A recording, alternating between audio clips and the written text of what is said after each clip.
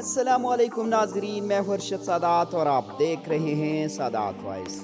नाजरीन, शाहिद अफरीदी के नाम एक ख़ास रिकॉर्ड दर्ज है जो आज तक दुनिया का कोई खिलाड़ी भी नहीं तोड़ सका।